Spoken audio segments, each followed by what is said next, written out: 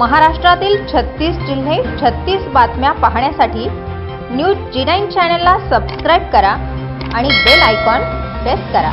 हाक तुमची साथ आमची 36 जिल्हे 36 बातम्या न्यूज G9 महाराष्ट्र उत्तर तुमच्या प्रश्नांचे।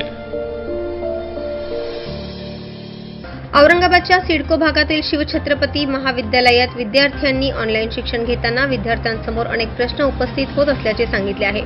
तसेच 12वीच्या विद्यार्थ्यांसमोर ऑनलाईन ऑफलाईनची डोकेदुखी असल्याने स्पष्ट जाणवले।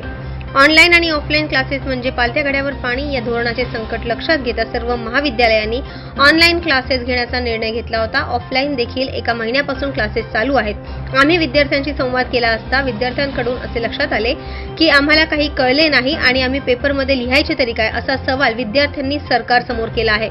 जर उद्या हे विद्यार्थी नापास झाले तर याला जबाबदार कोण असा सवाल देखील त्यांच्या पालकांनी केला आहे।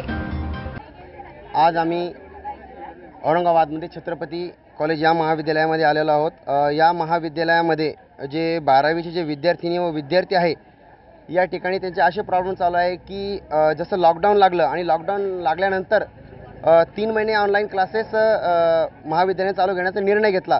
पण त्यामधून असं विद्यार्थ्यांचं सांगणं आहे की आम्हाला 3 महिन्यामध्ये कोणतेही लेक्चर आम्हाला समजलेलं नाही आहे आणि त्या देखील पीपीटी जे आम्हाला पाठवायचे त्या पीपीटीमध्ये आम्हाला काहीही कळलेलं नाही आहे। आपण अधिक जाणून घेऊया। आपल्याला महाविद्यालयाचे काही विद्यार्थी आपल्यासोबत आहे। ताई, मला तुझं नाव सांग, काय आहे? विशाखा बनकर। विशाखा, मला सांग काय प्रॉब्लेम आहे तुझे?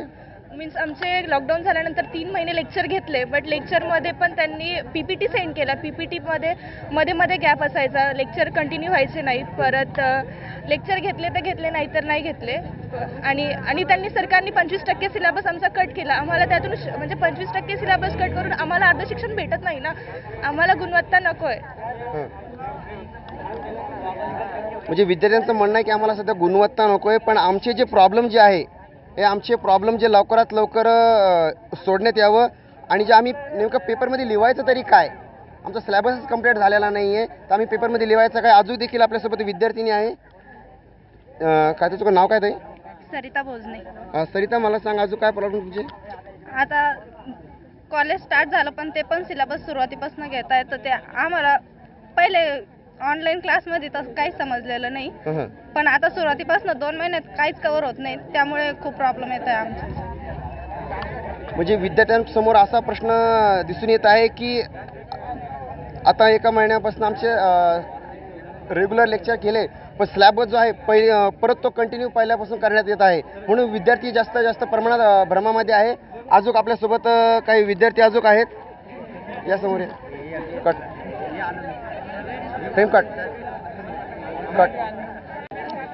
आमच्या विद्यार्थ्यांचं भवितव्य धोक्यात असं दिसून येत आहे, असं या इथल्या पालकांचं असं देखील म्हणणं आहे। आपल्यासोबत काही पालक देखील आहे या ठिकाणी, आपण त्यांना विचारूया की त्यांची काय प्रॉब्लेम आहे तुमचे? मुख्यतः म्हणजे आमचे प्रॉब्लेम हे ते सुरू होतं की विद्यार्थ्यांचं शिक्षण झालेलं नाही। जे तुम्ही बघताय की लॉकडाऊन लागल्यापासून जर विद्यार्थी म्हणजे माझ्या विद्यार्थी, माझी बहीण, माझा भाऊ 12वीला याच महाविद्यालयात शिकत आहेत। जर लॉकडाऊन लागल्यानंतर त्यांचं 3 महिन्यानंतर त्यांचं एज्युकेशन सुरू झालं ऑनलाईन, पण आमच्याकडे मोबाईलच नाही आहे। मी एक साधारण कुटुंबातला विद्यार्थी आहे, पालक आहे, माझे मुलं आहे, गरीब आहेत, त्यांच्याकडे मोबाईल नाही तर ते शिकणार तरी कसं? ते म्हणतात की ऑनलाईन शिकवलं विद्यार्थ्यांना। सरांना जाऊन विचारलं, सर तुम्ही शिकवलंच नाही, काय करतायत? ते म्हणतात ऑनलाईन शिकवलेलं आहे, पण शिकवलं काय? मोबाईलच नाही आहे तर शिकवलं कसं, कुठून येणार आहे? त्यानंतर दुसरा मुद्दा असा की ते म्हणतात की 50 ते 25% सिलेबस आम्ही नॉर्मल म्हणजे कट केलेला आहे आणि 75% सिलेबसवरती विद्यार्थ्यांचं एक्झाम घेणार आहेत। जर माझ्या मुलांना जर पुढे शिकायची इच्छा आहे त्यांनी फी कोणत्या आधारावर घेतलेली आहे? जर तुम्ही फी घेतलेली आहे तर पूर्ण शिक्षण हक्काचं शिक्षण आहे आमचं, ते विद्यार्थ्यांना द्यायला पाहिजे। राहिली तिसरी मागणी अशी आमची की आता एक्झाम तुम्ही जर पुढे ढकलल्या आणि रेग्युलर कॉलेज सुरू केलं तर आमचे विद्यार्थी शिकतील तरी ठीक आहे। आम्ही जर पालक म्हणून विचार करतो की माझ्या मुलांचं असं होतं तर ग्रामीण भागातल्या विद्यार्थ्यांचं कसं होईल? मी तर शहरात राहतो, माझ्याकडे मोबाईल नाही तर ग्रामीण भागात विद्यार्थ्यांचं कसं होईल? त्यांच्याकडे मोबाईल तर राहीच। सर्वात मोठा प्रश्न असा आहे पालकांचा या ठिकाणी आहे की आम्ही शहरी भागात आहोत तर आम्ही कशा पद्धतीने आम्ही थोडंफार ॲडजस्टमेंट करू, पण जे महाविद्यालय जे आहे, जे विद्यार्थी ग्रामीण भागामध्ये आहे त्या विद्यार्थ्यांना मुळातच मोबाईल नाही, जे शेतकरी कुटुंबातून बिलॉंग करत आहेत त्या विद्यार्थ्यांचा कसा, असा प्रश्न इथल्या पालकांना या ठिकाणी पडत आहे। अजून काही आपले विद्यार्थी आपल्यासोबत आहे, यासमोर या। तुमचं काय नाव? उर्मिला चव्हाण। उर्मिला, आपल्या असे किती विद्यार्थी आहे 12वी महाविद्यालयामध्ये? एकूण 200-300 असतील। 200-300 विद्यार्थी.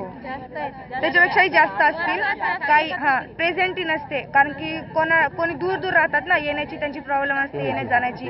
आणि जे गरीब म्हणजे बेरोजगार आहेत त्यांच्याकडे अँड्रॉइड मोबाईल पण नाही, त्यामुळे ऑनलाईन जेव्हा ते लेक्चर चालू होते तेव्हाही त्यांचा अभ्यास झालेला नाही.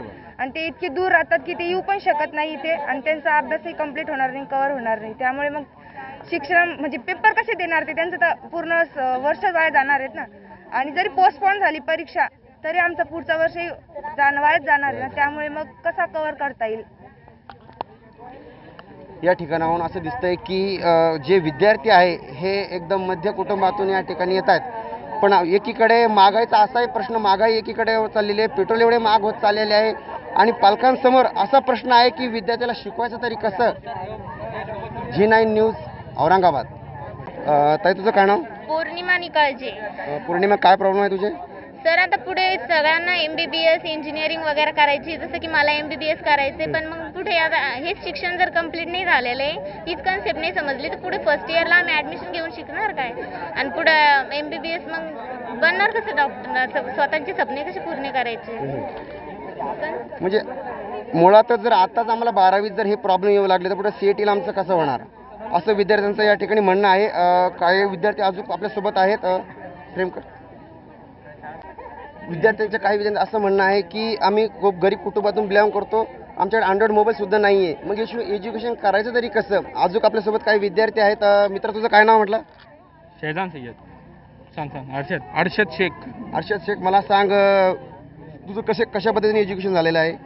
झालेलं नाही सर, म्हणजे मी 12वीत आहे आता. ते माझ्याकडे अँड्रॉइड फोन नाही आहे, ते प्रॉब्लेम येऊ लागला असं म्हणजे. एकच प्रश्न सारखा जाणवतोय की आमच्याकडे अँड्रॉइड मोबाईल नाही आहे, म्हणजे एज्युकेशन करायचं तरी कसं. अजून आपल्यासोबत काही विद्यार्थी आहेत. आमचा काही अभ्यासक्रम झालेला नाही आहे, आणि आम्ही शिकणार पण तर काय शिकणार आहे. आता लॉकडाऊन लागणार आहे 1 तारखेपासून, याच्यावर सरकारने काहीतरी घ्यायला पाहिजे. जर आमचं काही शैक्षणिक नुकसान जर झालं तर याला जबाबदार कोण, सरकार की महाविद्यालय, असा विद्यार्थ्यांचा उद्रेक या ठिकाणी दिसून येत आहे. न्यूज G9 महाराष्ट्रासाठी औरंगाबाद प्रतिनिधी देवराज आळे.